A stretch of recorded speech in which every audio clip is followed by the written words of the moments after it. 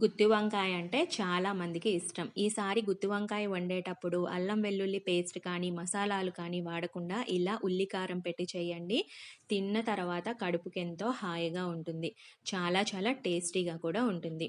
Stove వెలిగించుకుని బాండీ పెట్టుకుని అందులో ఒక స్పూన్ ఆయిల్ వేసుకోవాలి. దాంట్లో ఒక స్పూన్ ఆవాలు, ఒక స్పూన్ జీలకర్ర, 4 స్పూన్లు శనగపప్పు, 4 స్పూన్ల మినప్పప్పు వేసి వేయించుకోవాలి. ఈ పప్పులు కాస్త వేగిన తర్వాత మన కారానికి సరిపడా ఎండుమిర్చిని కూడా అందులో వేసి వేయించుకోవాలి. ఇదే పోపు కారాన్ని మనం మిగిలిన కూరల్లో కూడా వాడుకుంటే కూరల టేస్ట్ మరింత పెరుగుతుంది. పోపు బాగా వేగిన తర్వాత ఒక ప్లేట్లోకి తీసుకుని చల్లారనివ్వాలి. అదే బాండీలో కొంచెం ఆయిల్ వేసి ఉల్లి కారానికి సరిపడా ఉల్లిపాయ ముక్కలను అందులో వేసి వేయించుకోవాలి. ఉల్లిపాయలు త్వరగా వేగడానికి కొంచెం ఉప్పు వేస్తే అవి త్వరగా వేగుతాయి. మనకి పులుపు ఎంత కావాలో అంత చింతపండును కూడా ఇందులోనే వేసి ఒకసారి వేయించుకుంటే చింతపండు మగ్గి మనం మిక్సీ చేసేటప్పుడు త్వరగా అది గుజ్జులా అవుతుంది. ఇప్పుడు ఒక మిక్సీ జార్ తీసుకుని ముందుగా మనం వేయించుకున్న పోపు మిశ్రమాన్ని అందులో వేసి మెత్తగా మిక్సీ చేసుకోవాలి.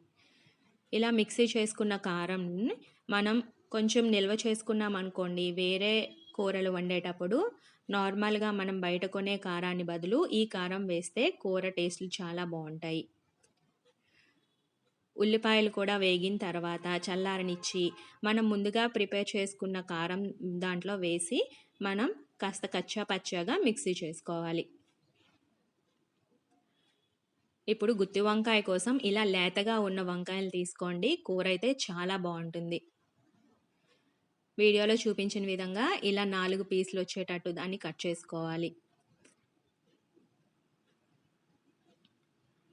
మనం మిక్సీ చేసుకున్న ఉల్లికారంలో రుచికి సరిపడా సాల్ట్, మొత్తం వంకాయలకి కూరకి సరిపడా సాల్ట్ అందులో వేసేసి బాగా కలుపుకోవాలి. ఇప్పుడు వంకాయలను తీసుకుని అందులో ఈ ఉల్లికారాన్ని మనం స్టఫింగ్ చేసుకోవాలి. ఇలా మొత్తం అన్ని వంకాయల్ని ఉల్లికారం పెట్టి స్టఫింగ్ చేసుకోవాలి. స్టవ్ వెలిగించుకుని అదే బాండీలో ఇంకాస్త ఆయిల్ వేసి మనం ఉల్లికారం స్టఫ్ చేసుకున్న వంకాయల్ని అందులో పెట్టి లో ఫ్లేమ్లో మూత పెట్టి మగ్గించుకుంటే చాలా టేస్టీ అయిన కూర రెడీ అవుతుంది.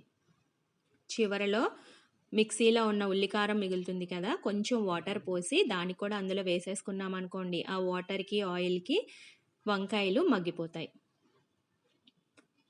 ఇలా లో ఫ్లేమ్ మీద పెట్టి మధ్య మధ్యలో కలుపుతూ వంకాయల్ని మనం మగ్గించుకోవాలి.